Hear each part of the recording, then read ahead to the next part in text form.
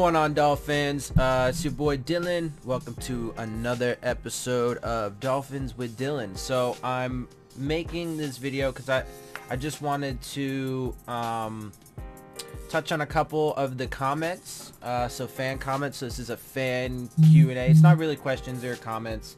But I do want to address them and talk a little bit because there's some good things and some things that I wanted to address. So first of all, had a comment from Edward Manning, okay, and I'm assuming he was typing this really quick because I wasn't entirely sure what he was saying. It kind of sounded a little funky, but I'm gonna read it to you, and I think I got what he was saying for the most part. So he says, how are you going to say that the draft is going to have a future at hand, that the reason you hate this regime so much, and I believe I know why you do, and you put to be a Dolphin fan, you need to get over with the general manager and the head coach, I mean Adam Gase, and them going, okay, you need to get over it.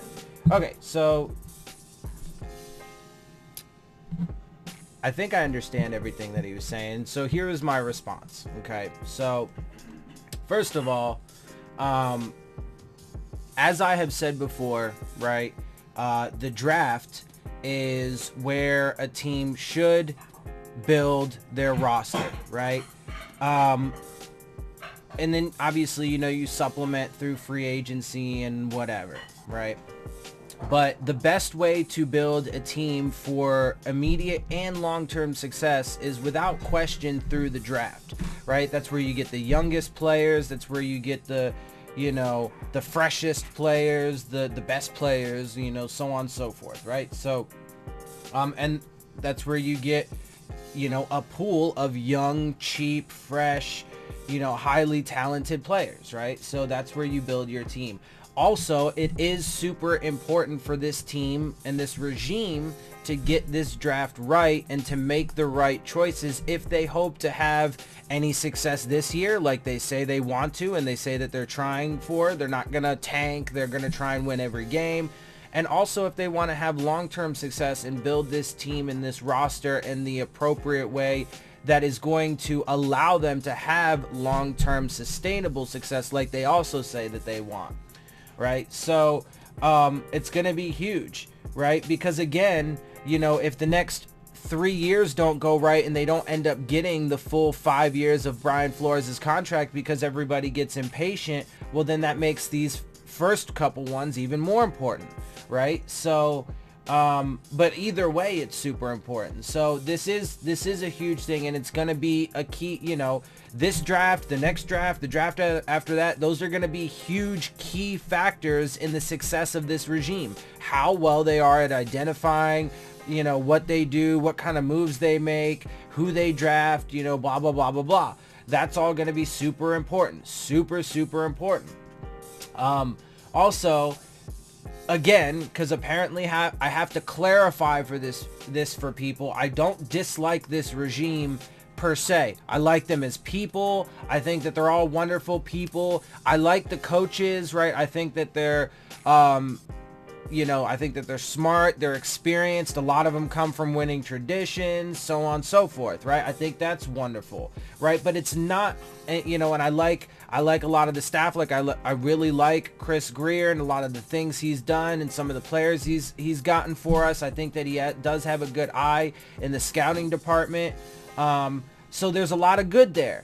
But at the same time, I dislike the approach that they've taken to a lot of things. I don't like the massive roster purge. I didn't like them getting rid of, you know, guys like Cameron Wake, Danny Amendola, Ryan Tannehill, Josh Sitton, Juwan James. Like, I didn't agree with a lot of those things. Okay, I just don't. I don't agree with their approach. And so far, for me, my perspective is that they're off to a rough start as a regime, and furthermore, they have taken or they have made the hill that they have to climb even larger because of the choices that they've made, right? So you know, were there things to fix when they inherited this franchise and this organization? Yeah, absolutely. Did they inherit a couple decades of mediocrity? Yeah, absolutely. But they made their job much harder by a lot of the moves that they've made. Um, so, you know, and then taking it past that, you don't have to, as a fan, to be a true fan of a team, you don't have to agree with everything that they do. And look, for all of you guys out there, you know, that are like, oh, you're just being a hater, you know, because you don't like what they do or whatever. Look, I'm not stupid, okay? Y'all are hypocrites. Anyone who says that to me is a hypocrite, because I know for a fact, I don't know you, I don't know all of your perspectives, I don't know, you know, all of your likes and dislikes, but it's impossible to think that there's been nothing that you've disagreed with. It's absolutely absurd to think that any fan ever has not disagreed with their team and just completely agreed with them 100% all the time, point blank, bottom line, period. And I know this because a lot of these people that keep coming up in here being like, oh, you're just being a hater because you don't like them, or, you know, when people say, I'm sorry, idiotic shit like you're a racist, because where does that even come into it? Like, it has nothing to do with them as people, what color their skin is. It's all about the moves that they make and how they're doing things with this franchise and organization. Right. And look, but so a lot of those people, a lot of y'all out there that coming up at me like, oh, you're just a hater.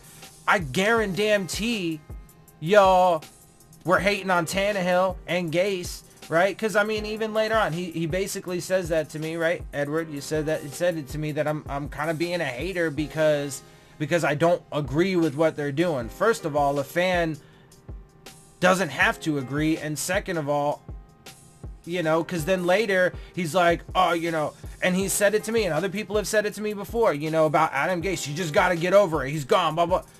Well, but, you know, you and other people have been like, well, he was just so terrible at this. So obviously you didn't agree with it. So it's absolutely ridiculous to tell somebody that you're not a fan because you disagree. Furthermore, aside from that, I firmly believe that a true fan, it's more indicative of a true fan to criticize a team or their team, right, when they're doing things wrong, or they're not being logical or effective, or, you know, reaping the results that you want, and so on and so forth.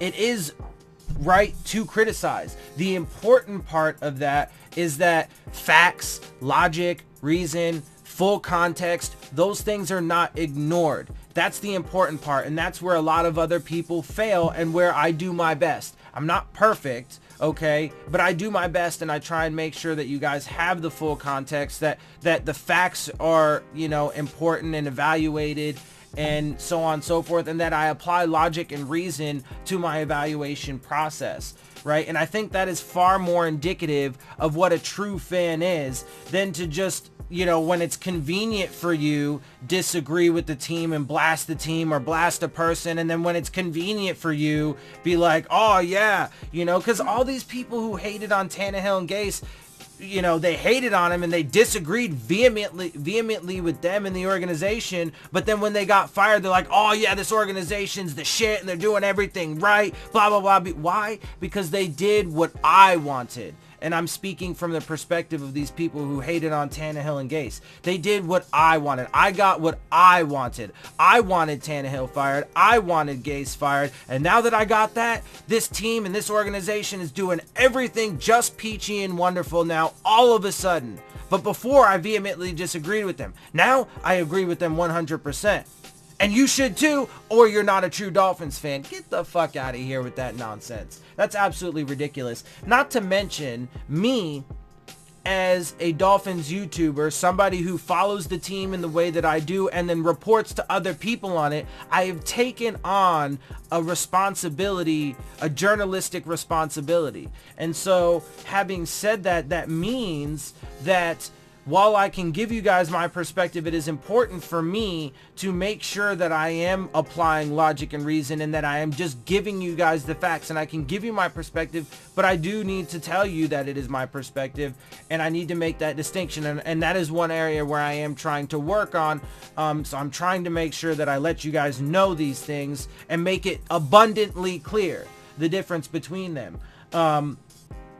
But look, man, I mean, that's my job and that's my responsibility. So it's absolutely ridiculous to say that look, like I said, I think it actually takes away from the fandom if, you know, you're just going to be a hypocrite about things like that, and just, you know, like I said, when it's convenient, you know, they're terrible and they're doing wrong things. When it's not convenient, like, right? So like, and it's convenient because, right? So like the past couple seasons, we've had down years with Adam Gase and so on and so forth, right? But a lot of the things that caused that were not in their control, but it happened anyway because of those factors, right? Like we had a 6-10 and a 7-9 season because of, you know, a hurricane and you know, having to travel hella and getting displaced to California, and, you know, having a linebacker go AWOL and a coach fired for snorting coke, and then losing tremendous amounts of key important players and backups in depth last year, right? All those things not really at all, you know, under their control or their fault, but they contributed. They're important contextual factors that contributed to the end result. And then since everybody's like, oh, well, we went 6-10 and we went 7-9, didn't make it playoffs, it's convenient and easy for me to just blame the quarterback and the head coach and be like, oh, they need to be fired. And the solution, the easy solution, is let's just fire him and start all over. And now we are where we are. Okay, but then all of a sudden the script flips, and now the same people are like, oh, this organization is doing the absolute best thing, and it's convenient for me because that's what I wanted. Fuck all that bullshit. And finally, there's no rule that says that as a Dolphins fan, I have to get over them getting rid of Gase. One, because I think it was a mistake, and because I think it was too early. I think that they should have given him 2 more seasons to see if he could get it back to first year. His first year, everybody was praising him, you know, giving him all this, you know, love and so on and so forth. And because we went to the playoffs and went 10-6 and blah, blah, blah. And then just all of a sudden people just start shitting on him and shitting on him and shitting on him and then get him fired. Right. So I don't have to get over that. I don't have to. It's not a rule, you know, blah, blah, blah, blah, blah. And furthermore, I like Adam Gase, right? So not only do I think the team was mistaken in what they did, but I like him. I thought he actually did have a legitimate chance of, you know, becoming the next Don Shula. Perhaps Brian Flores does, but he hasn't done shit yet, and he's got to prove it. But I thought Adam Gase had that potential as a head coach, and I like Adam Gase. So yeah, absolutely, I'm going to follow his career, and I want him to do well. Obviously, aside from when they play us, you know, I want to beat them. But, you know, I care about following his career. I like Adam Gase, and I want to continue to see how he does. And frankly, it's not going to be very hard because he's in our division, and he's now the head coach of the New York Jets. So, you know, and I can't wait. I mean, frankly, I hope that we do win those games, but unfortunately, if I'm being realistic, I'm pretty sure they will win at least one of them, at least the one where we go up to New York to play them. We might win the one where they come to Miami, although I'm as of right now, I'm going to say that they'll probably win both games. But if they do, God, man, I cannot wait to see the responses from all those people that were hating on them, you know, and then prematurely hyping up this regime before they've had a chance to even do anything really, you know, blah, blah, blah, blah, blah, and prove it, right? It's like, I'll just be looking forward to what everybody's got to say, you know, then. But anyway, we'll get there when we get there. So that's the end of that. The other one that I wanted to talk about was from a comment from Manuel Barreto. And so he says this: I feel like you are assuming it's the Dolphins that are playing hardball when we really don't know what is being offered to X. So obviously this is, you know, in response to, how I was talking about, Xavier Howard and the contract situation and blah, blah, blah, and everything that goes along with that, right? The Dolphins can actually be offering him a nice 9 to 11 mil per year contract, and X might be so stubborn that he wants the extra 4 to 6 million on top of that. And that's all speculation because we don't know what's actually going on in the negotiations. And really, Laramie Tunsil will get his contract before X. X can get slapped with the tag a bunch, and if he earns the top cornerback money, let him get it elsewhere. Look at what happens to those type of players like Josh Norman and Richard Sherman, and those top 5 paid corners not worth the handcuffs. I'd rather have depth. And so, and that's fair, right? That's a fair perspective to have. And, there's definitely some things that I agree with in there for sure. So here's my response. You're certainly correct that we don't know what they offered to Howard, and he could, of course, be denying their offer. That is absolutely a possibility, right? I would venture to guess that is not what's happening, though, but I admit that is my perspective. Obviously, I don't know for sure. I'm not there. I don't talk to Xavier. I don't talk to Chris Greer, the whoever, right? Like, I don't talk to the people who do that. So I don't know for 100%.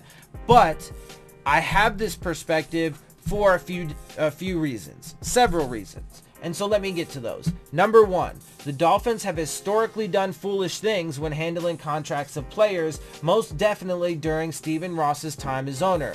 And that's various things, whether signing contracts to players like Ndamukong Suh. And here's the thing, I'll admit this, I really wanted them to do that originally because I thought foolishly and naively that if we just got him, our defense would be fixed and everything would be fine.